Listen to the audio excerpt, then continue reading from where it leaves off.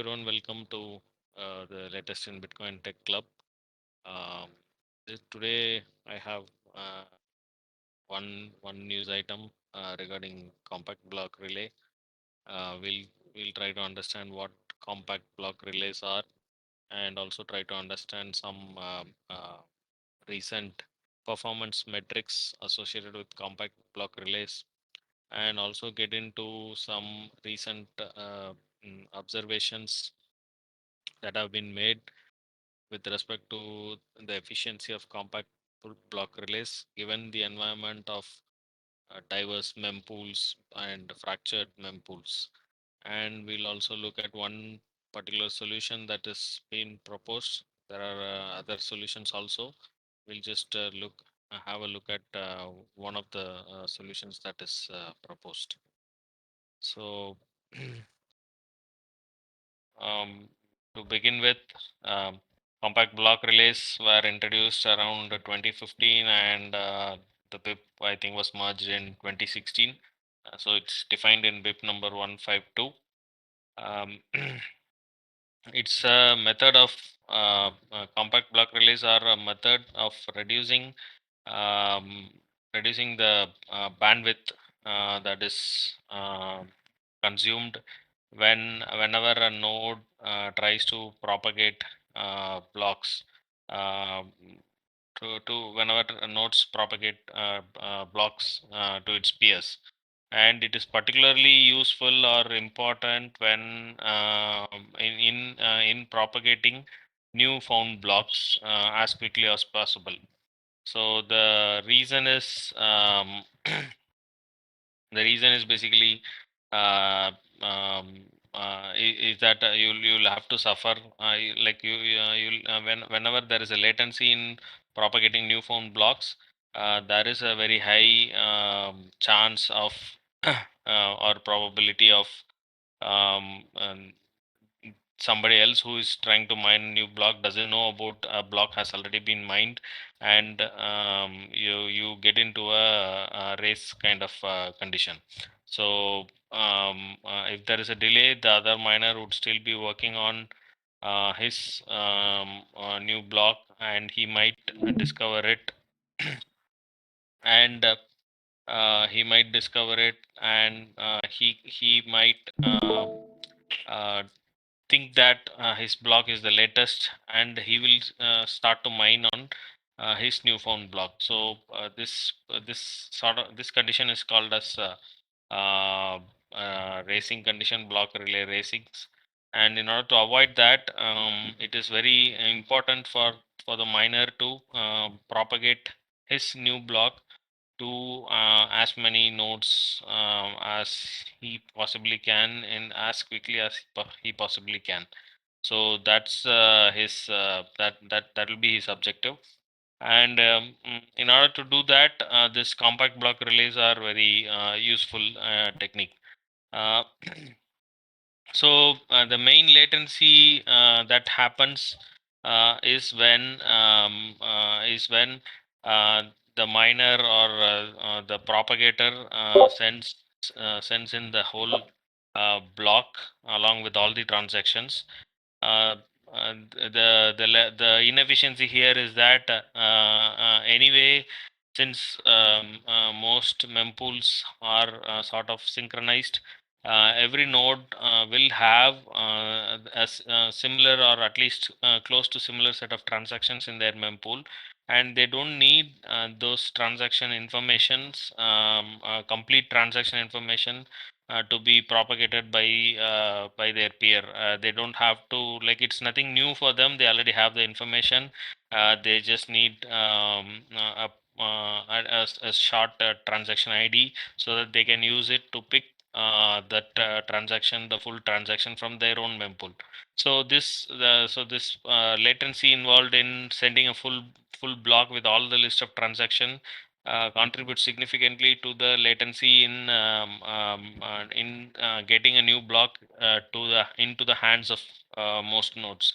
So compact block relays are a way to mitigate that, and it involves it involves creation of something called as a sketch. A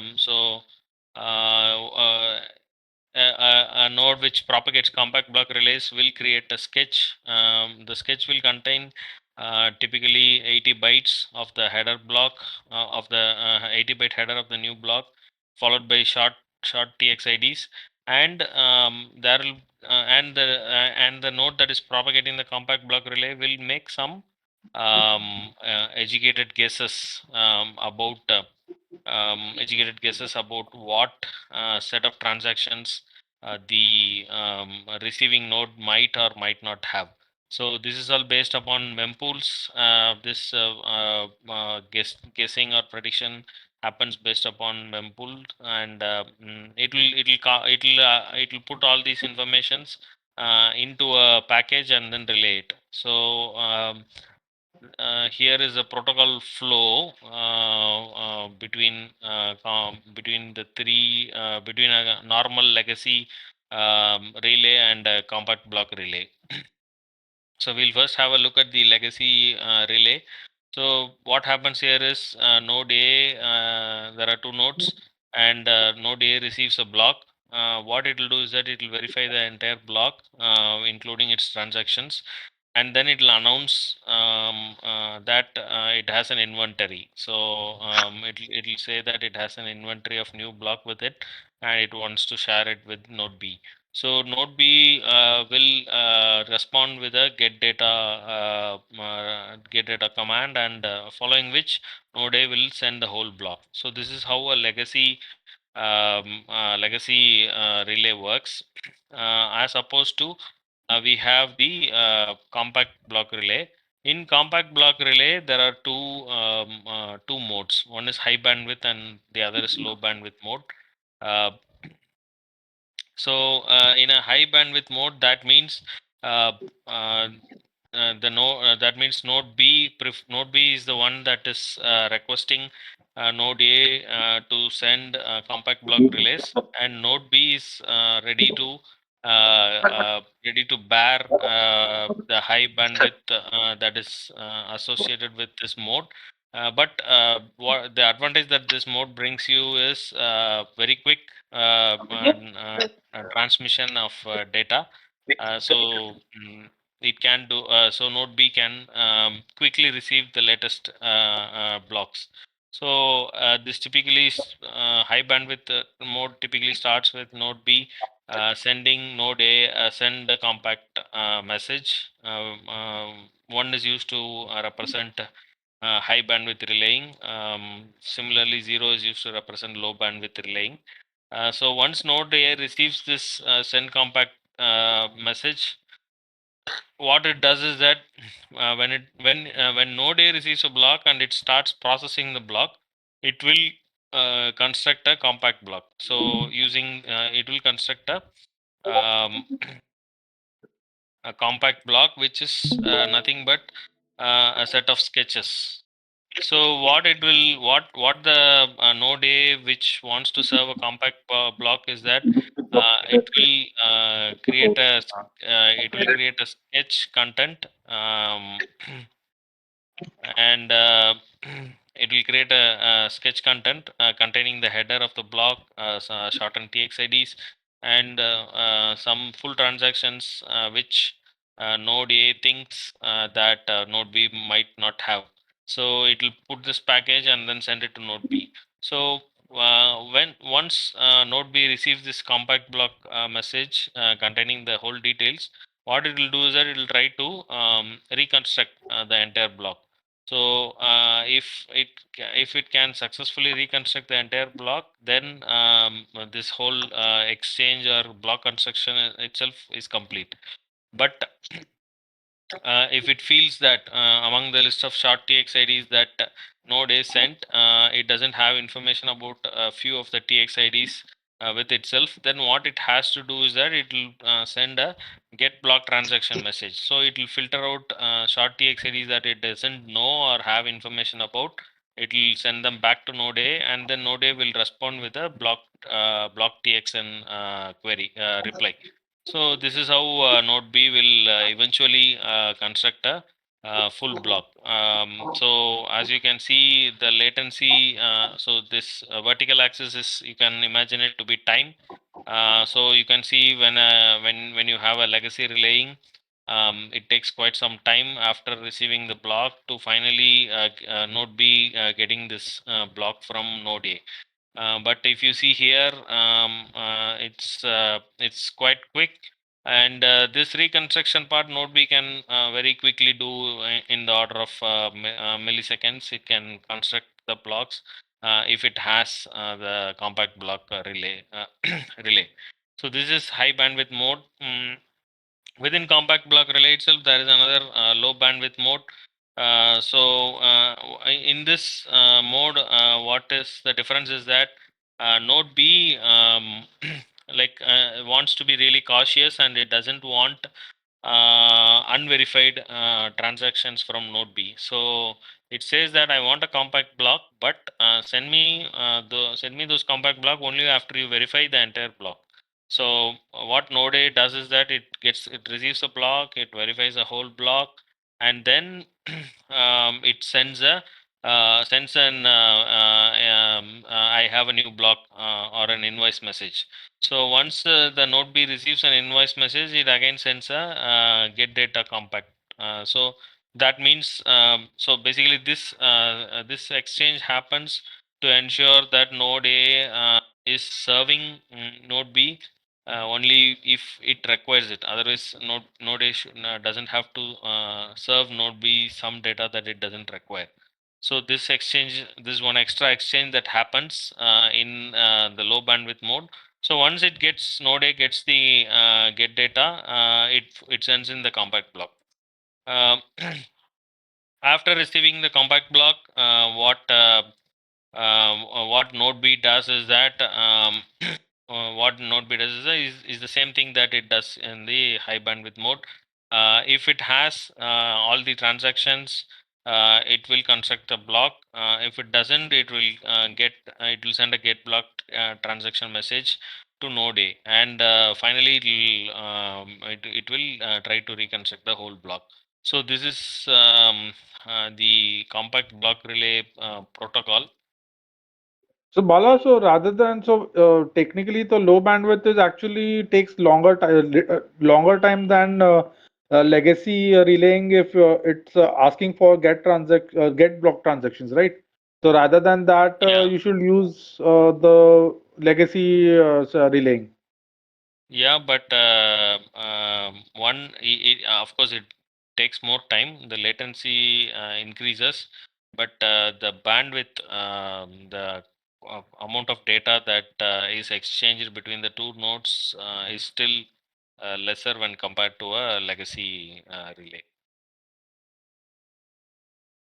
Okay, so it should take more time, right? Then the legacy relaying should take more time. Then why is it not showing that time in the diagram over there? No, it will. I agree that the low bandwidth mode will take more time, but the bandwidth, the MBs, MBs of data that is transmitted between node A and node B will be lesser in case of low bandwidth mode. Okay, so you're telling me, okay, got it. So you're telling me countries which have, the internet is slow or something, or it will be more helpful in that case rather Yeah, than developed countries which have faster internet. Got it. yeah. So there are connections that are rate limited, so you can only have this many MBs of data. So if it helps in a rate limited environment. Got it. Got it. Okay. So this is the existing CBR setup, and this is how these relays happen. So now we'll have a look at who are the beneficiaries of the CBRs. So as we discussed, full nodes who want to relay transaction but who have limited internet bandwidth, that is rate limited nodes that have to like operate in a data constrained environment. and also nodes that want to decrease the block propagation time, like typically minor nodes that want to decrease the data transmission time, so that they can serve their newly mined block to as many nodes as quickly as possible. So that's those two types of nodes find this compact block relay really useful. And so there is actually there are researchers who have plotted the effectiveness of compact block of the use of compact block relay network wide. So what they have plotted here is that across, they started from Jan 15, that's when 15 16, that's when it was released and started to be used widespread. So it's a part of Bitcoin Core CBRs, and so by Jan 16, I think that's when it started to be widely adopted. So you can see here on the y-axis you have time. So what this plot tells you is that in 2015, typically around 5 to 15 seconds elapsed between the reception, like it is from the perspective of one single node with new BIP 152 BIP 152 policy merged and adopted. So what this plot says is that when you look at 2015, there were like nodes. The node that is the observer was seeing 10 to 5 to 10 second delay uh, between receiving the first inventory message about a new block. So to explain more clearly, I am a node, and I'm logging all my peers interaction. So when at, let's say, at time t, I receive one inventory message about a new block. I have not heard about or seen this block. So this is an inventory message, like a node, my peer is saying to me that I have a new block. So that is the first message. And now I'm also looking at all the other peers that are connected to me, and I'm also trying to measure how much time has elapsed between me receiving the first inventory message and receiving the same inventory message about the same new block from 50% of all my nodes. So that time gap between me receiving the first inventory message and 50% of my peers communicating to me the same same inventory message about the new block. So that time has like reduced from 10 to 5 to 10 seconds in 2016 to close to like about 300 milliseconds in by the end of 2025 or Jan 2026. So this is one clear statistic or data about the effectiveness of compact block relay. Similarly, the time taken for 90% of my nodes to have communicated about the new inventory went from like approximately 20 seconds to close to 5 to 10 seconds. So this is the decline that has happened. So the readings went for the 50 percentile from like about 4 to 5 seconds to less than 1 second. Similarly, for the 90th percentile to go from 15 seconds to close to like 2 seconds. So what this data or observation um, shows is that CBRs have been really effective in reducing the block propagation delay. This definitely has contributed to um, this definitely has contributed to reduction in the latency, and also and also this also has contributed to reduction in latency, and also uh, like let's say uh, it also like has contributed to the reduce the expected orphan rate. So so if the blocks blocks take about 5 seconds to propagate, 5 seconds to propagate, then the expected orphan rate is about 1.2 blocks per day. Similarly, if blocks take about 300 milliseconds or lesser to propagate, then the expected orphan rate is close to 1 block per 2 weeks. So you can see the huge jump in reduction in the orphan rate of blocks. So this CBRs are very important, and important to ensuring the health of the network. So so this is a performance metric about CBRs. Um, I'll just wait for a few seconds to see if there are any questions about this particular plot. It's a little bit tricky to understand it. So, Bala, is there a particular reason why there are jumps on particular months? So in January, just after January 23, the 90% of it, there was a jump. In after Jan 25, there was a jump for 90% percentile. Yeah. After Jan 19, there was a little jump. Is there a Yeah. particular reason for it?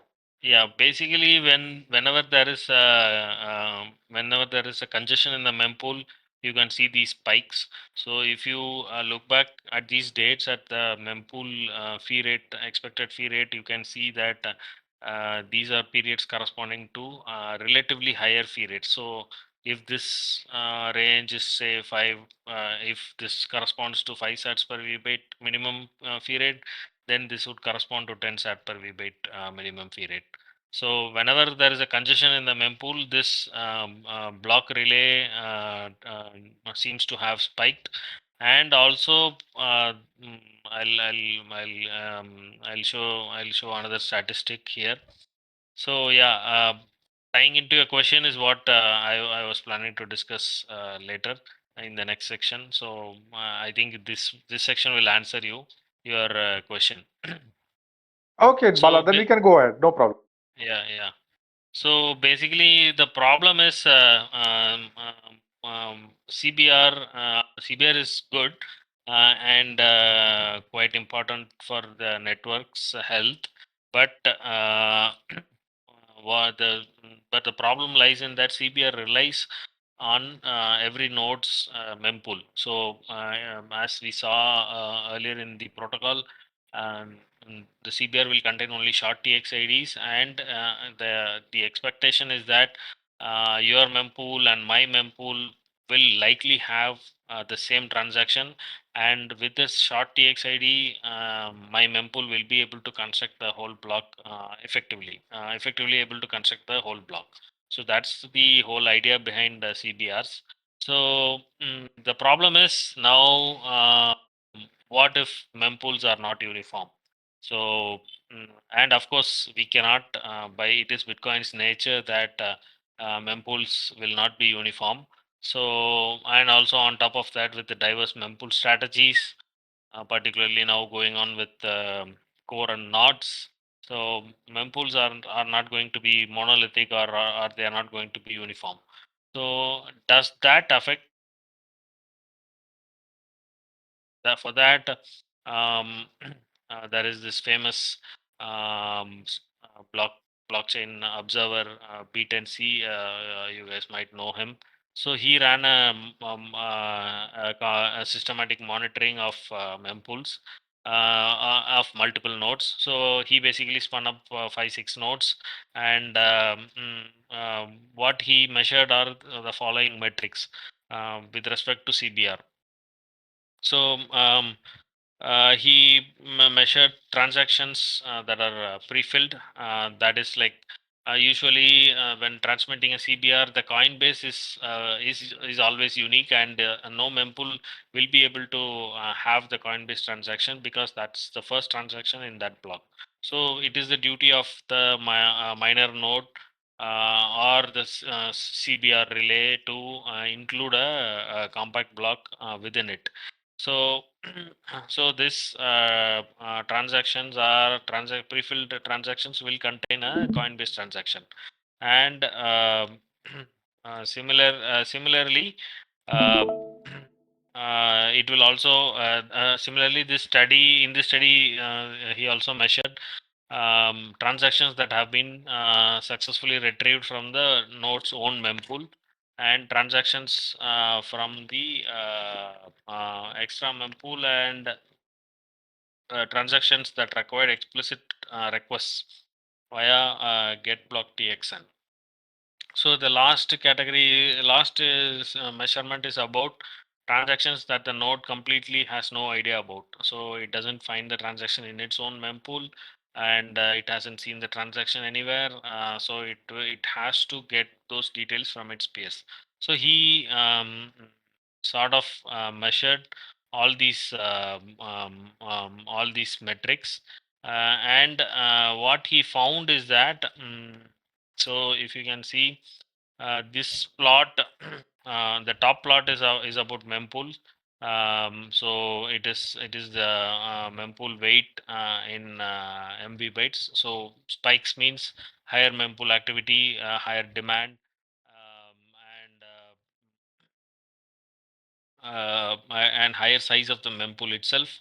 So you can see like 500 virtual megabytes, and it goes down to 200, and picks up. So it keeps oscillating. So this is the mempool's size or weight, and then what he has plotted below this corresponding to the same timeline is CBR reconstruction requests, reconstruction without requests. So how much time it took for the CBR protocol to reconstruct a block without request across all nodes. So which means here, as you can see, what this means is that this measures how much time does it take for a node to construct the full block without making any request for transaction outside of it.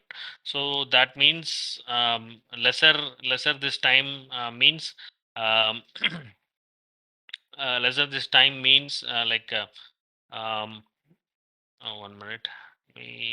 Yeah. So that means whenever there is a spike, so this reconstruction rate will go down. So it will be able to reconstruct lesser number of transactions without requests in the given time. Similarly, if a higher the higher number means that it is able to reconstruct more number of blocks without any request in a given time. So in this plot, three different timelines become prominent. One is around one is around like late Feb to early March. So so that is when there is some degradation in CBR construction rates, and following that from mid-April to early May of 2024. So this was severe around the halving event. So, but these are all just observations, and there is hardly any like like there is no research as to why. It's just an observation. Similarly, late May to mid June we saw he's like you can see very severe degradation. So here these reconstruction rates are low. That means nodes had to frequently ping their peers for transaction details because their mempool and the nodes mempool and their peers mempool were not uniform or monolithic. So Uh, so this when you pair this with policy impacts, you can like see a pattern. Whenever there is a network congestion, transaction volume spikes. These kinds of the compact block relays effectiveness gets hit. So these are periods of network congestions and a large number of transactions that are flooding the network. That it can be clearly seen that CBR's performance degrades during these high congestion times. Another observation that can be made is that uh, um, is that of policy. So nodes with full RBF equals 1. Whenever this full RBF equals 1, policy was brought up, or was mm, uh, whenever this full RBF was not the default in Bitcoin Core. um, Whenever this config was not default in Bitcoin Core, it appears that compact block reconstructions were requiring um, more transaction requests to its peers. Um, but it's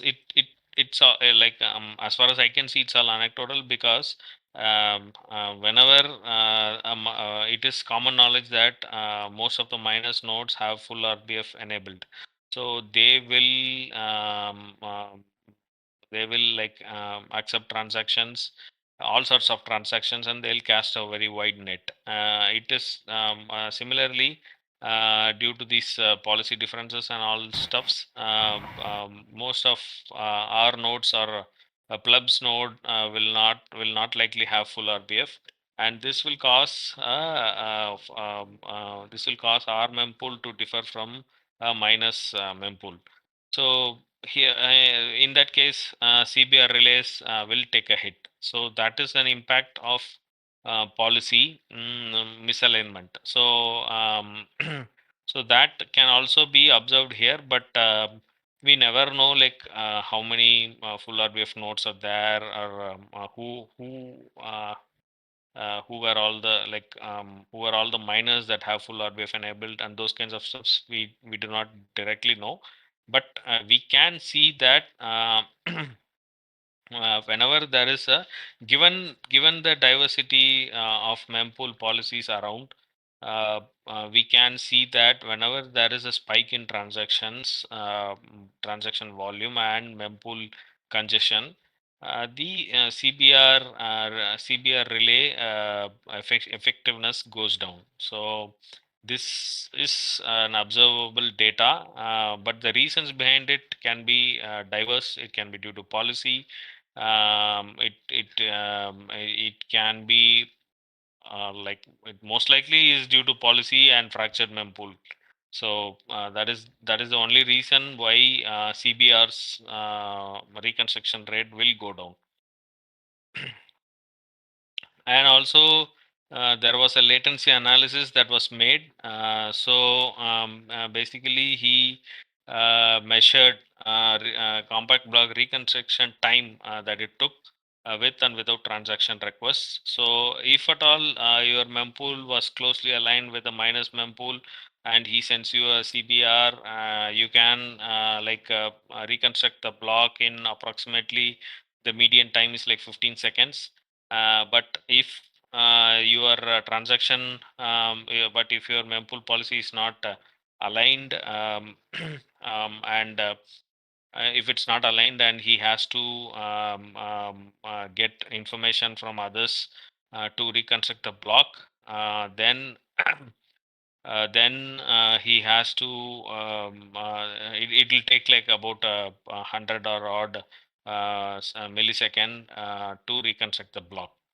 So um, so the whole objective is you will have to minimize requests to reconstruct a block, and that is what ensures the advantage of BIP 152. So so this observation says or shows you that the median time that is required to construct a block is significantly less when the mempools across the network is sort of uniform or monolithic. So this is the problem, and this is the latency analysis. I'll wait for a few minutes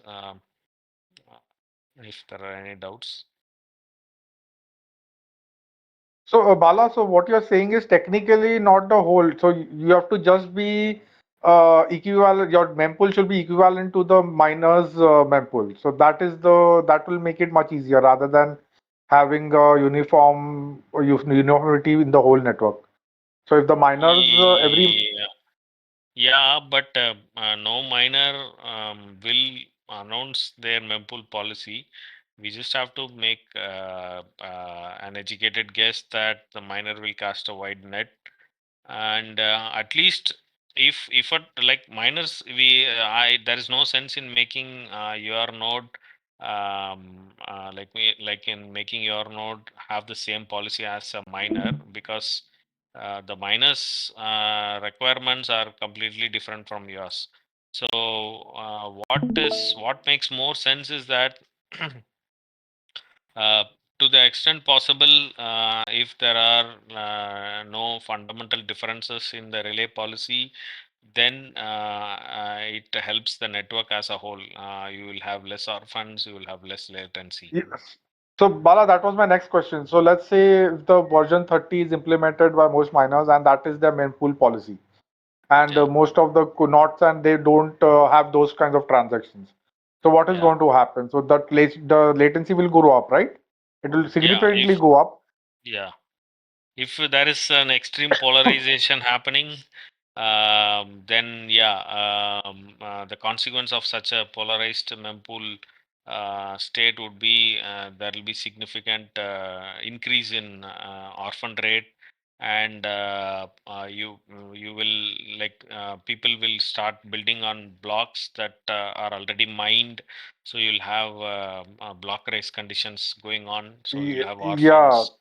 Yeah. too many blocks will be rejected of miners from the nodes, and only the miners which carry nodes, which are implementing nodes, knots as a mempool policy, only those blocks will be, I think, so will be propagated to the network at least.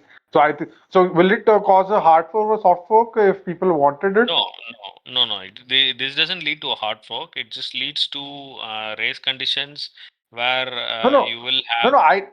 I know it would. I mean, because the so much work miners do to bake the block, and if they Yeah. know that 50% of the blocks, so will it cause contention in the Bitcoin community, and there will be a fight because right now it is not implemented. If the blocks get started getting rejected, that will be a very contentious policy, and the community will, I think, so suffer.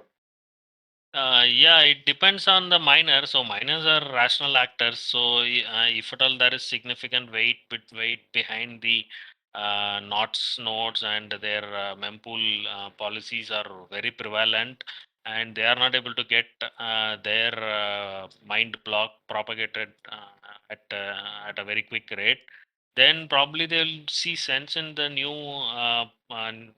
policy, and they'll shift. It doesn't matter to them, because as long as they can get their blocks filled, as long as they can get their maximum revenue out of it, they are good, but they cannot if the cost of suffering an orphan block is too high for them, and they feel the pinch, then they'll probably shift to whichever mempool policy is widely around in the network. Yeah, I thought so too. Yes. So basically, if there are two miners, one is running NOTs as a mempool policy and the version 31, I think so at least 75% or 80% of the time, I think so the block mined by the NOTs miner will be, I think so, propagated through the network if it go because right now what only 18 or 9 or 10% of the The new people running the implementation is what, 29 point something. And even if there is automation, I don't think so. More than 8 or 9% of the people will automatically change to version 30. Yeah, but whatever number we see are only publicly reachable nodes. So there are thousands and millions of nodes that are not publicly reachable. So we'll never know. So it can be only seen by a miner if he can feel the pinch, if he can see the or rate of orphan blocks increase. Only then, like he'll be able to say that okay, there is some significant difference between my mempool policy and the rest of the network's mempool policy. Bala, what do you mean by publicly visible? I thought if you're running a node, everyone in the network can take a graph and point out which node is running what implementation. Whatever the statistic that people put out, like this many percentage of nodes is running, this many percentage of core is running, they are all pingable nodes. That means um, uh, someone who is constructing the statistic will have to ping throughout the network and get a response. So that is not the default behavior of a node.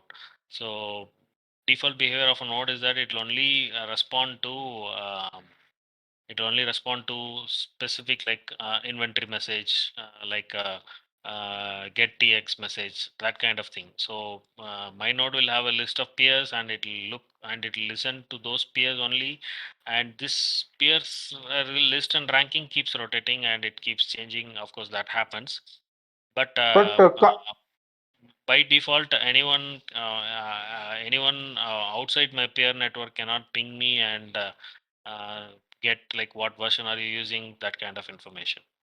okay, so you can't make modified or a curated version just for analysis where it pings every node in the network, where it No, tries to no, connect with every. Okay, okay, got it. no. I have to specifically open up my node for inbound connections, and it has to like specifically respond to those inbound connection outside the No, protocol.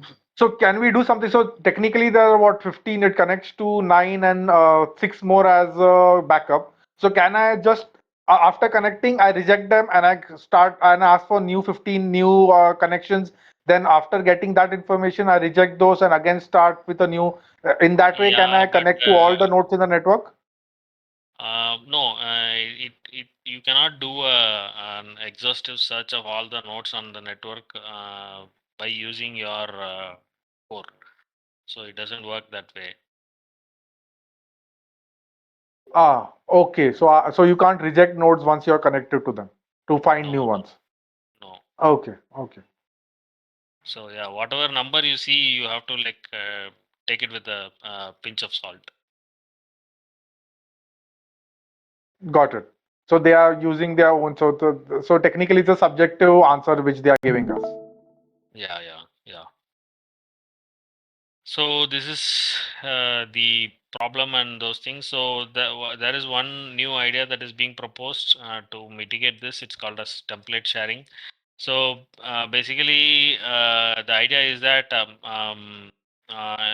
is to generate a template. So what this template will have is that like of the current mempool, like it the idea is to make a node generate new block templates using their current mempools. So whatever the transaction they have in the mempool, they put it and package it in a template for a block. And mm, for now, the proposal is to generate a template every 30 seconds and share these template with the peers who makes a request for compact block. So once the peer receives this template, what he can do is that he can like uh, cache some of the templates that he has received from multiple peers, and then the peer will have to look into his mempool and compare it with the templates mempool, and sort of fill in blanks in his mempool if there are any. So by this way, the whole idea is that if there are any disparities between your mempool and the network-wide mempool, you can like sort of fill in the blanks in your mempool from the network's mempool. So of course, if your mempools policy are restrictive, then you cannot fill in transactions that violate your mempools policy. So in that case, these kind of violative transactions uh, are proposed to be stored temporarily in the memory, and then you wait till a new template arrives, and so on and so forth. So the idea is filling in up blanks in your mempool so that you can sort of overcome this fractured mempool problem. So it's a proposed solution. They have set up some um, working setups to test this out in real world. So yeah, testing is ongoing with respect to this idea. So yeah, that's all I have for today with respect to this template sharing and compact block relays.